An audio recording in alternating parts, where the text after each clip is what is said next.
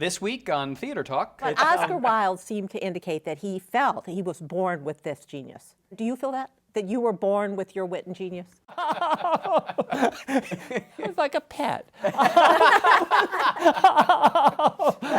No, I feel I was born with it and misplaced it so early. Theater Talk is made possible in part by the CUNY TV Foundation.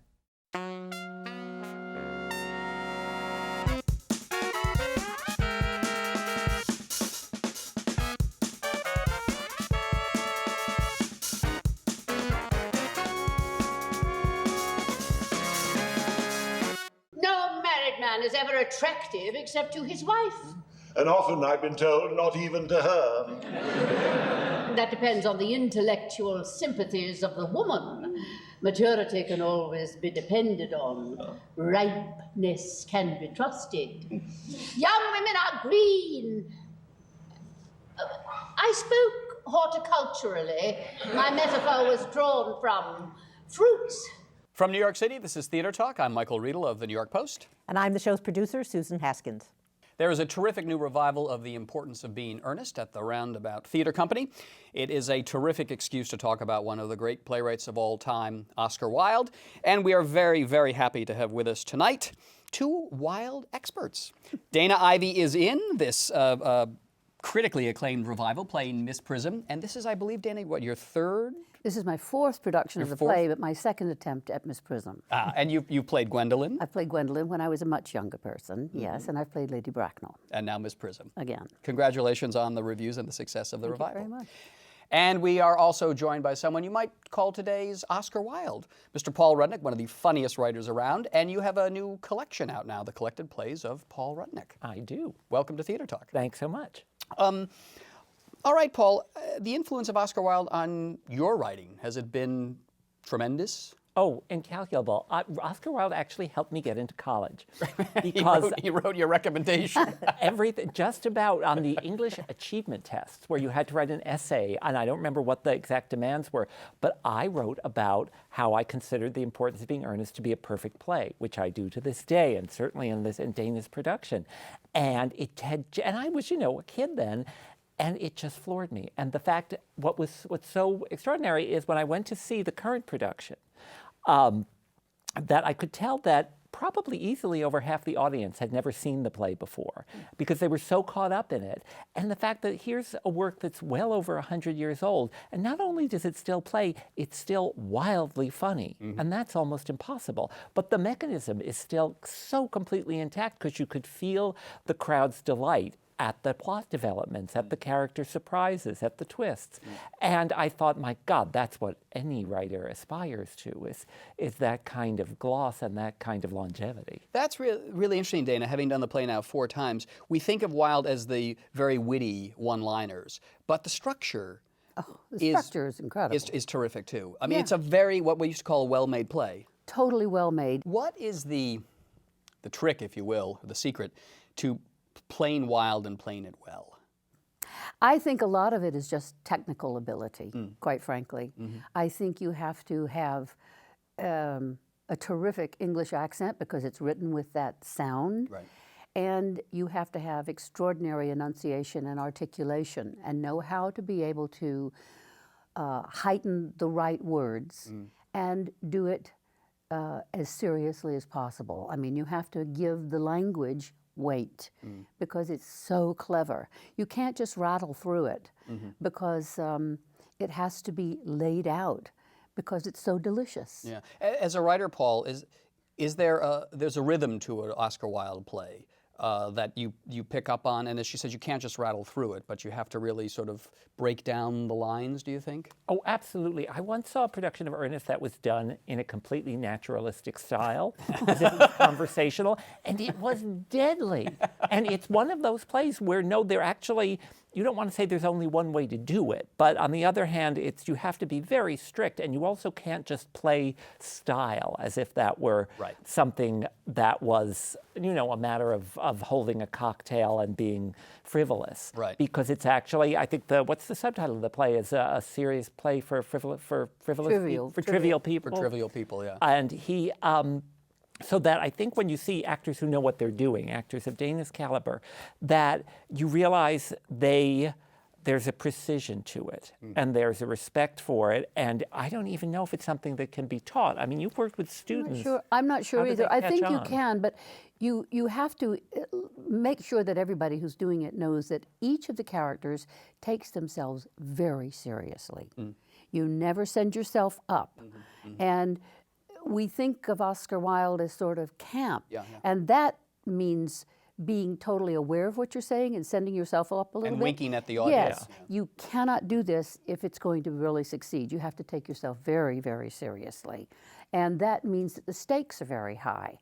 So that's the way you play farce or high comedy in any case, is that you invest it totally and seriously and allow the language and the situation to be the comedy. Because even though we laugh at Lady Bracknell's social code, if you will, she believes it wholeheartedly. And if it's violated, that is a crime against humanity. Exactly. Well, and that everyone's lives are at stake, that the two younger couples are falling in love and getting married and falling out of love, but their futures are at stake. And Miss Prism even has this lifelong arc that would be considered terribly tragic if it weren't a comedy. But so there really are things in the balance. And I think sometimes audiences are having such a good time, they almost forget that, but that it's ultimately, it's probably the greatest satire ever written on love and romance, which are rather large topics. And especially with the precision that Wilde managed. It's interesting to me, Paul, that you say it's one of the greatest satires of love and romance, and yet you read about the life of Oscar Wilde, and at the same time that he was sending it up, he was so associated with trying to live by this code, although he had an entirely secret homosexual life. He was so concerned with going out to dinner and proper etiquette and proper manners. And in a way he's making fun, but in a way it is the creed he lives by in that play. Well, it's a world he knew intimately. And there's, what's the line, Lady Bracknell line about society? Never speak disrespectfully of society, Algernon. Only people who can't get into it do that. and that's the key to so much of Wilde, but that he knew what he was talking about. He knew what the rules were, and so that he could later rather outrageously break them. But yeah, and you also get that sense of glee in sending it all up and in just observing how ludicrous the rules of that society or any society are. But it's amazing how I don't never get the sense of an audience sitting there thinking, oh, we'd never behaved that way now. This is so arcane. This is so antediluvian. You get the sense that, no, everyone has a parent. Everyone has been in love. You know, that so that there are universal laws at work. And is it in his life, I mean, is it his sexual identity, his homosexuality that put him outside of it all, do you guys think? I don't know. I mean, I think that's Noted, Chris. yeah, Dana. Do with it what you will. Well, it's certainly what was made his tragic end. Right. Was being caught out and sent. You know, the laws were very strict back then, and it certainly is the reason for the tragedy in his life, his homosexuality. But going with the what is it called? The sin that dare not. The love that dare not. The speak love its that dare name. not speak its name. That it was the undoing of his entire life, unfortunately. And the irony of that, of course, is that he, if I'm not mistaken, he brought a lawsuit against Lord Alfred's. And that was the beginning of the end. Yeah. Yes. No, it was 15 weeks after the opening of Importance of Being Earnest in the original production, Wilde was in jail. And there were 3 trials, actually, that ensued. After Lord Alfred Douglas, who was Wilde's lover, that when Lord Alfred's father, The Marquis of Queensberry, who had pursued Wilde relentlessly and insulted him in public and conspired to throw vegetables on the stage, and Wilde actually sued him for libel. After it's a complicated. But he sued him for libel for calling him something like a sodomite. A sodomite and insanely misspelled. And had to go lie in court to establish the libel case. That was only the first of the trials. Then they became increasingly serious after Wilde lost that original one, and it was the 3rd trial that resulted in his jail sentence and pretty much the destruction of his life. But I think, Michael, and with regard to your earlier question, I mean, there's a mechanism in the play called bunburying, in which you have you invent a cousin in the country so that you can behave differently in each of your different social settings, which on one hand, I know a lot of the scholars delight to see that as a metaphor for Wilde's secret gay right. life. Yeah. But on the other hand, the social mask is far larger than that. I think everyone behaves differently practically with everyone in their life. You know, there's the way you behave with your boss, the way you behave with your in-laws. I think so Wilde was getting at every variation on that mask. I love the picture of Dorian Gray. And you do get a sense, though, in that novel that this circle of this aesthetic crowd that Wilde was a part of and uses in the novel, that it is gay circles. But it emerges that a lot of these men in the novel, they're married. You know, they talk about going to see their wives, and I think Lord Henry's wife comes in. Mm-hmm. But you get a sense of it doesn't happen anymore because you can be openly gay, right. But a kind of secret aesthetic world that he's a part of. Do you get that from your studies of him? Yes, indeed. Yes, indeed. That there was on the face of it a conformity with what people expected, but underneath there was a very exciting and volatile sort of cult. Right. Was going on. Although what was interesting was Wilde was part of every possible elite in terms of society, in terms of literature, but he made part of his early reputation and his early fortune even touring America and lecturing, That's including right. out west, where he would, lecture in saloons, and he was an enormous success. And sometimes he'd be more savaged by the kind of higher tone critics and more welcomed by the cowboys and the gold mine crowd. So he's a fascinating man because he really kind of stepped into so many worlds. What was he lecturing about in America? Because it was, I believe it was The House Beautiful. That's right. Yes. Which was he was talking about aesthetics. He was one of the leaders of the aesthetic movement, and he was talking. He'd written books, pamphlets, articles, and he was lecturing on the House Beautiful and how to have a beautiful life and how that created health and harmony in your life. To cowboys out west. Yeah, cowboys really extraordinary. To enormous crowds. I mean, he was a big hit. Fascinating. But when you say that the trial started 15 weeks after Ernest opened, then you think, well, maybe there was a segment of the elites who so resented his satirizing them, and then at the same time were so threatened by this homosexual scourge or whatever, however they saw it at the time, that they could gleefully go after him in the face of the success of this play. Oh, sure. I'm also, Wilde led such a large-scale life and outraged so many people that he was so flamboyant. He was so flamboyant and so successful that he did become a target on every possible level. And he quite clearly did not really take it seriously for quite a long time. And he did things that if he had been a little bit more, if he'd restrained himself a little bit more, he could have gotten away forever. But he really didn't take it seriously, the seriousness and the danger that he was getting himself into. I want to recommend to any Wilde fans that they be sure to read De Profundis, the letter he wrote to his lover in jail, a lengthy essay, where he confronts what he believes he did, and it's a serious and very profound work. Well, there's a Wilde industry now. Yeah. Also, I remember David Hare wrote a play called The Judas Kiss, where Liam Neeson played. Yes, we call Wilde that on Schindler's Broadway. Lisp. Oh, do we, Michael? No, we did at the time. Oh, we do, yes. But there was also not just on this before side that, of the table, we don't.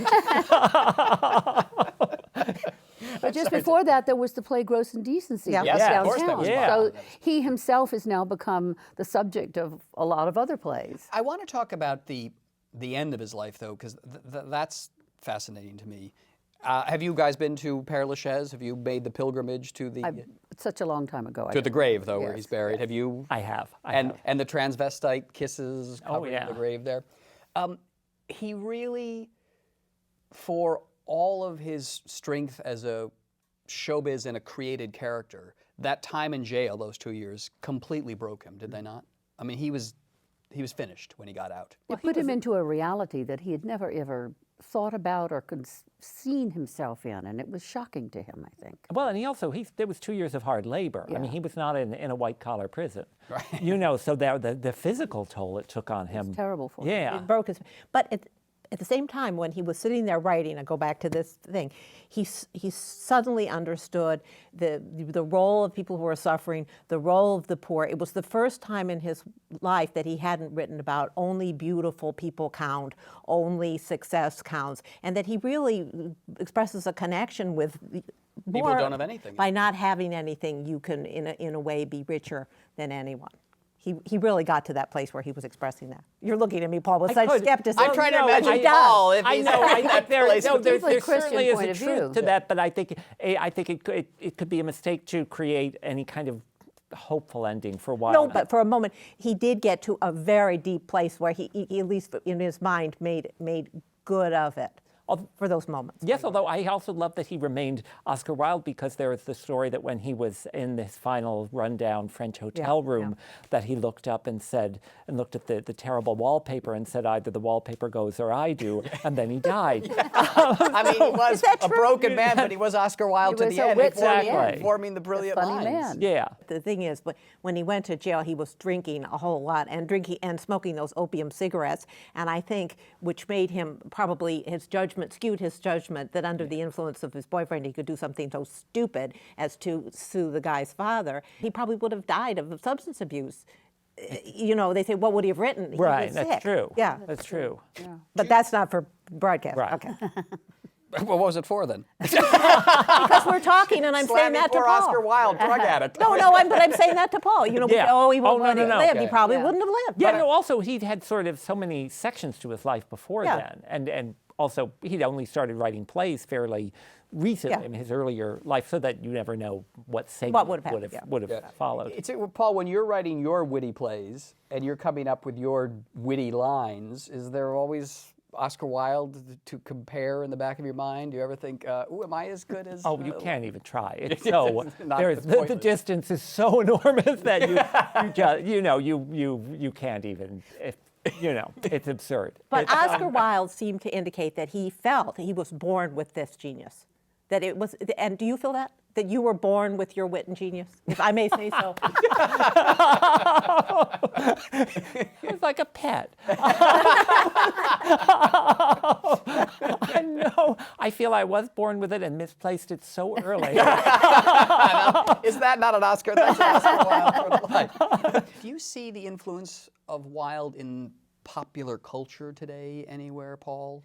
Oh, everywhere. I think it's kind of twofold. There's the Wilde legend and the Wilde culture hero, the sense of Wilde as a gay man brought low, but someone who is now so revered. So there's that, the tragic tale of Wilde's life sometimes can almost overshadow his genius as a writer. But then his influence in anyone from Martin McDonagh, from people where you might not expect that. How would you say that in Martin McDonagh? It's funny, when I was trying to think of real heirs to Oscar Wilde, Lieutenant Inishmore is one of the most accomplished farces ever written, and it uses violence in a way in place of Wilde's language and Wilde's Wilde Restoration-style comedy. But it pays off in very similar ways, and it's incredibly difficult to do, and it comes across as just effortless and enormously funny. But much like Wilde, he was an Irishman who relocated to London. Mm-hmm. But he's he's an heir also of Joe Orton, who is certainly a child of Wilde. Mm-hmm. I think there are writers who've certainly learned many lessons also about the uses of comic absurdity. Mm-hmm. and comic discipline. Mm-hmm. And I think McDonagh, who's a genius in his own right, is very much in that mold, even though he's dealing with far lower class characters and seemingly more outrageous and brutal behavior. But yeah, that's where I see that legacy. If your playwriting career doesn't work out, I think you could be a critic, Paul. I never made that connection, but I think it's well made. Yeah. One more point I think we should make is not just that he was gay, making him an outsider, but we neglected to mention the importance of him being Irish. Yes. Coming to England, and that may be even more of a profound influence on his able to look at English society with a little bit of healthy contempt But for it. then he did grow up in a very privileged His mother was a household. poet, yeah. His mother was a very famous Irish poet. His father was a very well-known doctor who was knighted by the Queen and founded St. Mark's Hospital in Dublin. They had dinner parties. His father was a talker. That's where he learned, Oscar Wilde learned to talk well because listening to his father command the dinner table. So he grew up in a quasi-English household, even though he was Irish. Yeah, he was not in the oppressed underclass. No. No, until he went to jail. Although also, but the minute you decide to be a writer, you're suspect on a certain level. You're, Yes. you know that I think that your hostess wonders what you will write after you go home, so that there's an immediate sort of slightly outlaw status to anyone in that situation. You've been in that position before, Paul? Only someone would invite me to dinner. Well, it's a terrific production of The Importance of Being Earnest at the Roundabout Theater Company. Fabulous performance by the great, great Dana Ivey as Miss Prism. I would love to have seen your Lady Bracknell. I mean, Yeah. why don't you and Brian switch off? You guys Miss Prism one night, you Although, Bracknell one no, night. you know what I love? I believe that the same understudy covers Dana and Brian Bedford. Yes. And I thought that must be a first. What's her name? Sandra Shipley. All right.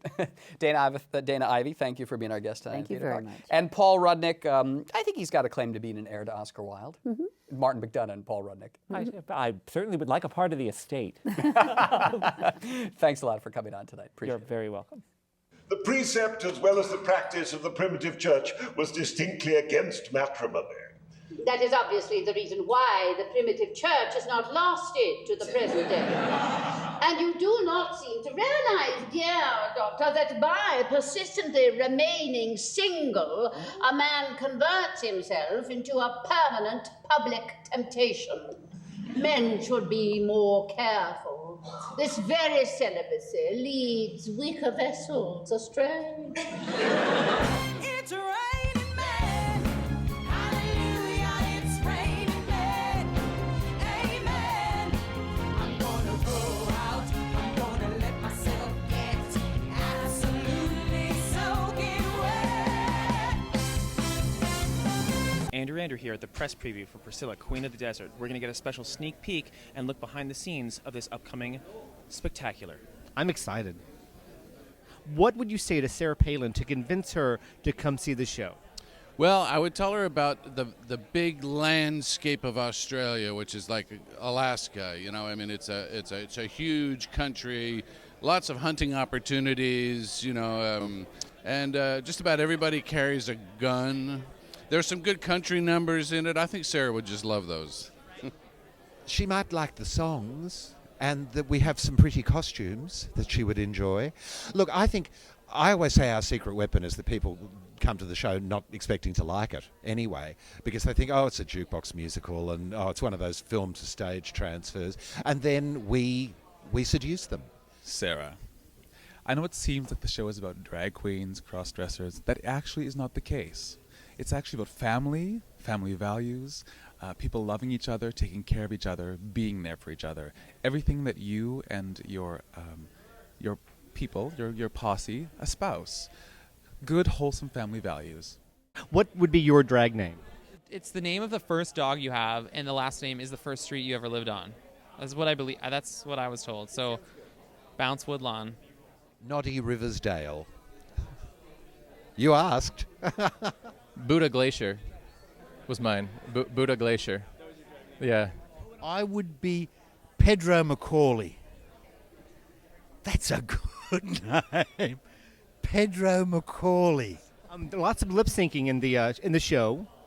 So when you do karaoke, do you have one song you always do? I never do karaoke.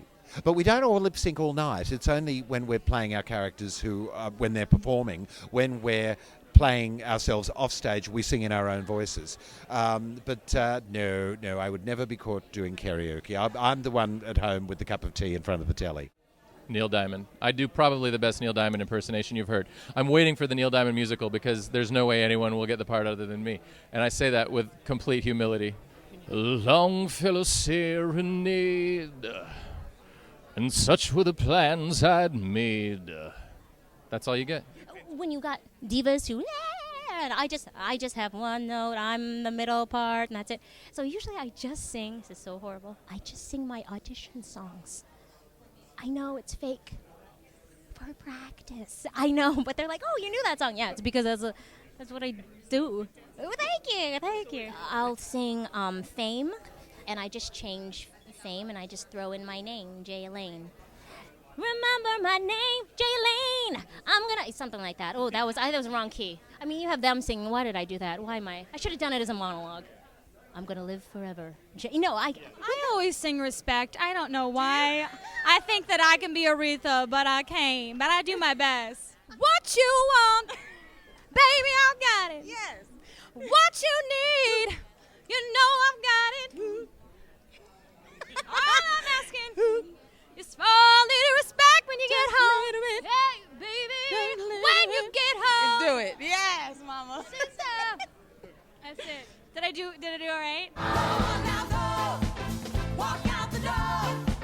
Just turn around now, 'cause you're not welcome anymore. Weren't you the one who tried to hurt me? Goodbye. You think I crumble? You think I lay down and die? Oh no, not I will survive. Oh, as long as I know how to love, I know I'll stay alive. I've got all my life to live. I've got all my love to give, and I'll survive. I will survive. I will survive.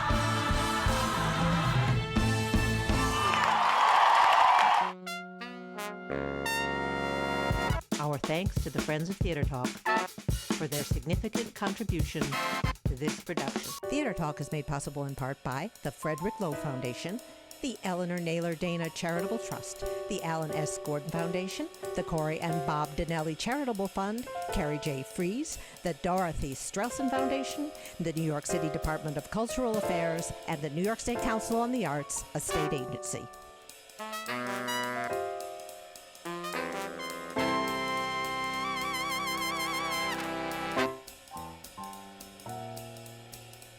We welcome your questions or comments for Theater Talk. Thank you and good night.